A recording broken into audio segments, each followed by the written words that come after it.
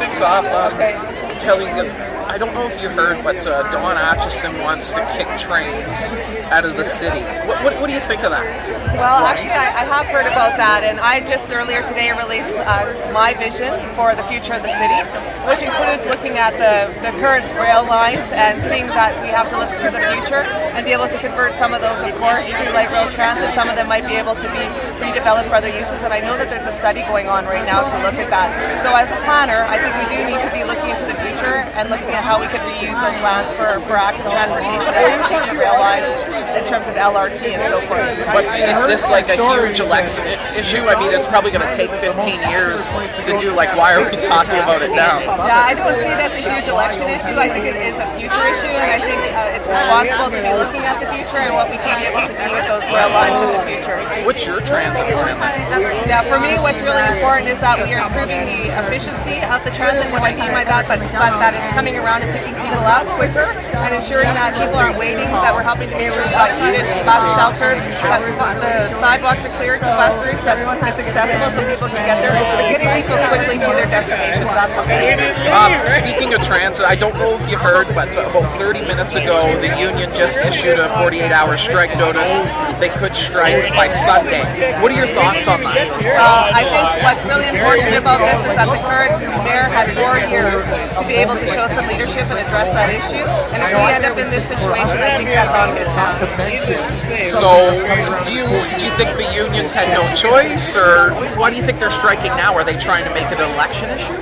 Well, they're striking. Clearly, they're not able to get to an agreement, and I think that we need to look at why that is happening. And what we've heard is that there's concerns about the pension, there's concerns about wages, and at the end of the day, we have to look at what information each party has and why there's that disagreement. But there's been 4 years to be able to address this, so why we are letting it get to the election is, I think, irresponsible. What would you do with the transit unions if you were elected mayor? It would be a priority. Get the issue resolved. Make sure we agree on the information that we have, because what the issue is, they have one bit of information, the union, the city has another bit of information, and they disagree on the numbers. Agree on somebody to give you the same numbers, and then resolve the issue. And one of your things on Periscope that I saw, you talked about a civic square. What's your vision on that? Well, my vision is that we do have a civic square for Saskatoon, that we have a library that's accessible to all people, that it's a place where people can go and learn and to read and to have community, to learn, to teach, and be able to ensure that we are vibrant and accessible to all people, and that it's a gathering place for our city. What do you think the single biggest election issue is in Saskatoon for voters right now? Without a question, financial responsibility and accountability.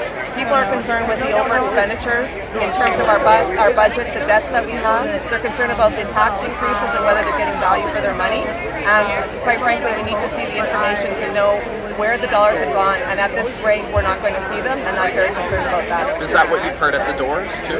Absolutely. I'm running because I've heard that people are very concerned about the financial situation of Saskatoon with the record debt that we have and the mismanagement of the funds that have been expended in order to address infrastructure deficits. And so people are saying it on the doors, they're saying it on my Facebook, they're saying it when I'm talking to people at events like this.